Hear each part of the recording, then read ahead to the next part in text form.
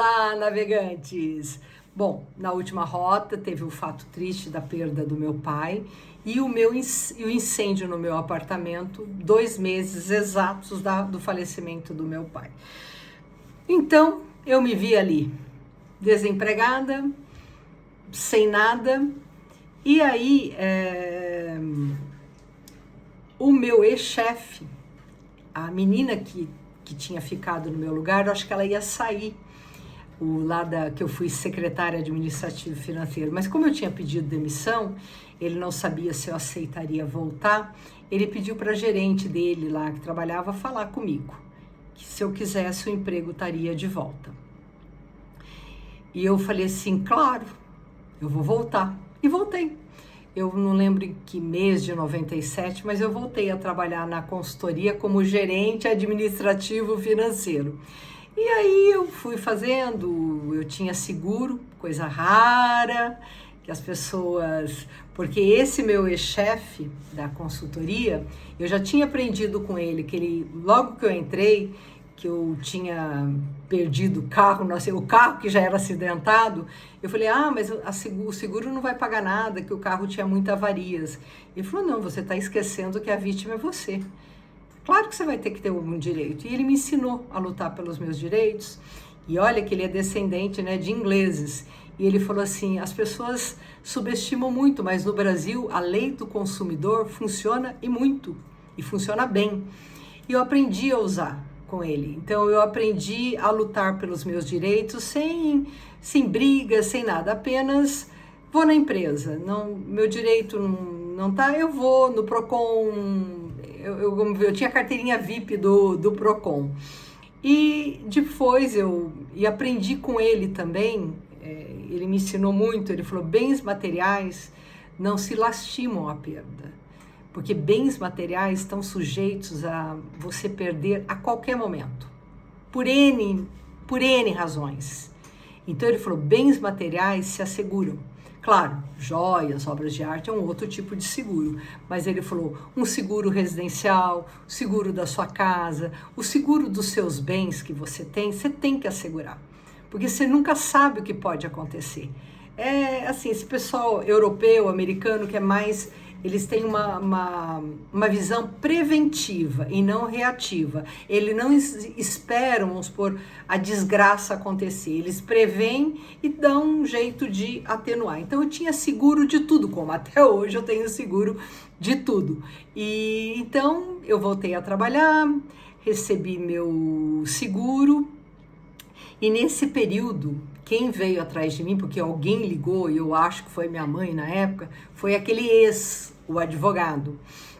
E aí ele veio falar comigo, se eu precisava de alguma coisa, que eu podia ficar um pouco num apartamento que ele tinha, né? Que até então eu estava fazendo rodízio na casa de amigos, porque eu ainda não tinha onde morar.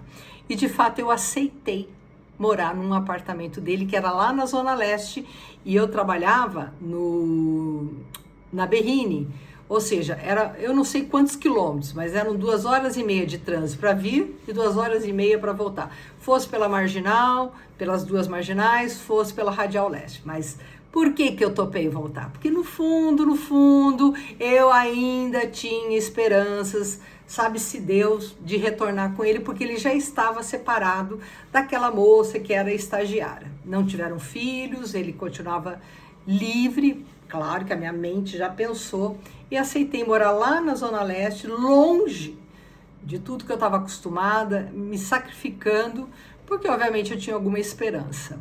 E de novo, eu tive que pagar para ver, né? E ele realmente ele estava me ajudando, mas indiferente. E aí, a irmã dele... ele começou meio a ter medo de eu ficar no apartamento dele e não sair mais. Aí ele começou a falar para mim assim, mas você precisa começar a ter seu apartamento, tá na hora de você ter um lugar para morar. E nisso eu comecei, quando eu recebi o seguro do incêndio, era um valor que daria para eu comprar à vista um kitnet. Um kitnet mesmo, pequenininho, e não lá em Pinheiros. Aí eu estava vindo ali pela Pinheiros e vi uma placa de um apartamento ali em Pinheiros que eu olhei e falei, nossa, fui lá, visitei o stand, vi a maquete, eu falei, é aqui que eu quero morar. E assim, naquele dia, eu falei, eu quero comprar aqui. Eu tinha o dinheiro para entrada, só isso. E eu adquiri. E fiquei quieta, e fui lá para o apartamento, não falando que eu já tinha visto. Aí eu estava mostrando para a irmã dele, para ele, o folder daquele apartamento de Pinheiros. A irmã dele falou, não é para o seu bico esse apartamento. Mas eu já tinha dado início à entrada e ia assinar o contrato na outra semana. E eu não contei para ele. Eu só sei que o apartamento estava na planta, demoraria ainda para ficar pronto. E quando ela falou aquilo, e eu vi que eu estava ali naquela situação de novo, eu falei, pelo amor de Deus, Celina, encerra esse ciclo de uma vez por todas.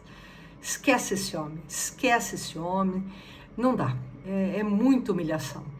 E aí eu aluguei, eu aluguei um apartamento no Morumbi, até esperar, porque era perto de onde eu trabalhava, até o meu de Pinheiros ficar pronto. E assim eu fiz. Então eu trabalhei na consultoria, um pedaço de 97, 98 inteiro. Quando foi fevereiro de 99, o meu chefe, ele diz, eu tô agora a tal crise cambial no Brasil. Olha, os nomes das crises econômicas, eu nunca me interessei por elas, porque o nome das crises são vários, mas para quem é vítima da crise, que sofre o desemprego, não existe crise econômica. Existe falta de dinheiro. O nome da crise não importa. E o Brasil, desde que eu tinha chegado em 80, era uma crise atrás da outra.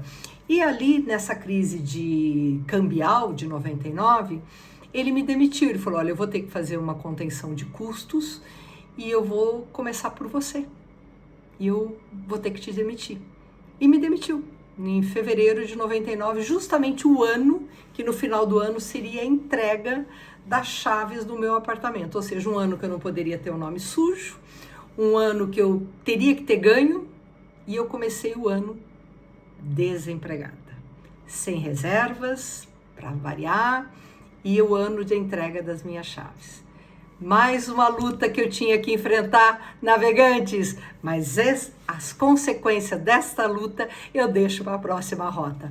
Paz, navegantes, a todos nós!